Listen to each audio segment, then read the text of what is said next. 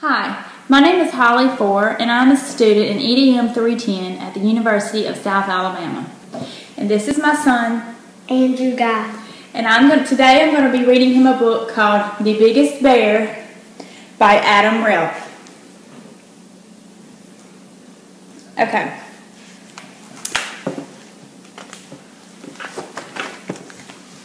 The Biggest Bear. One night, Toby was bouncing up and down on his bed. He could see his shadow on the wall. It looked like a great big bear, jumping up and down next to him. "I bet that's the biggest bear in the world," he said. The next morning, Toby asked his daddy if the shadow bear was the biggest bear in the world. "Oh no," said Daddy. "There's a much bigger bear than that." "Can we go see him?" asked Toby. "You'll have to wait until later," said Daddy. Along the way, Toby saw a great big chocolate bear in the store window. "Is that the biggest bear in the world?" he asked. "Oh no," said Daddy. "There's a much bigger bear than that." See? When can we see him? asked Toby. "Later," said Daddy. "First you have to go to preschool."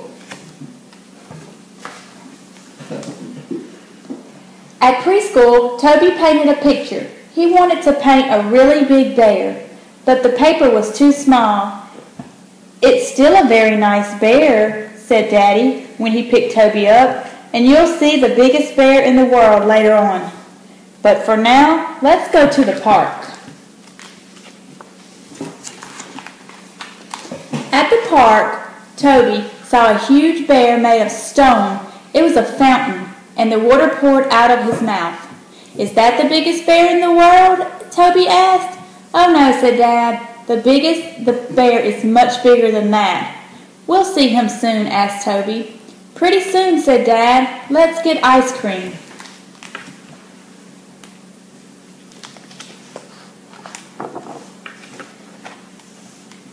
On the other side of the park, they found a carnival. "There he is," shouted Toby. "That must be the biggest bear." "Oh no," laughed Dad.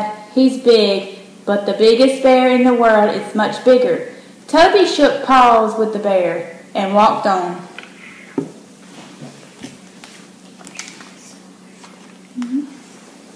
Okay.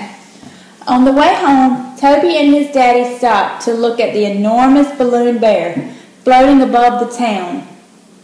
There can't be a bigger bear than that," said Toby, but Daddy just grinned.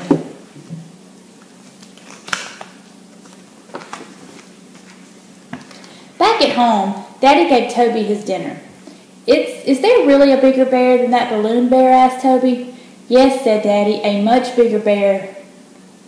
"But where does he live if he's so big?" asked Toby.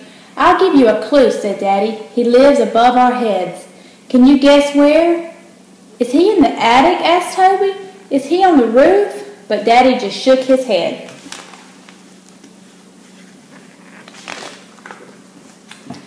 At last it was bedtime, and Toby still hadn't guessed where the biggest bear lived. "I don't believe there's a biggest bear," he said sadly as he tugged upstairs to bed. A moment later, Daddy came into Toby's room. "Don't be sad," Toby said. "You couldn't see the biggest bear during the day because he only comes out at night. Would you like to see him now?" "Is he scary?" asked Toby. "No," said Daddy. "He's not scary at all." Daddy let Toby down the stairs and out into the garden.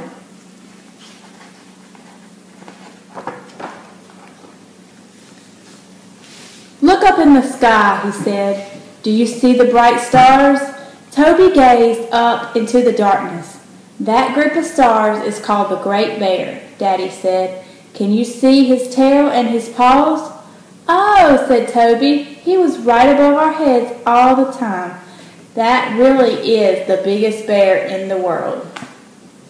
The end.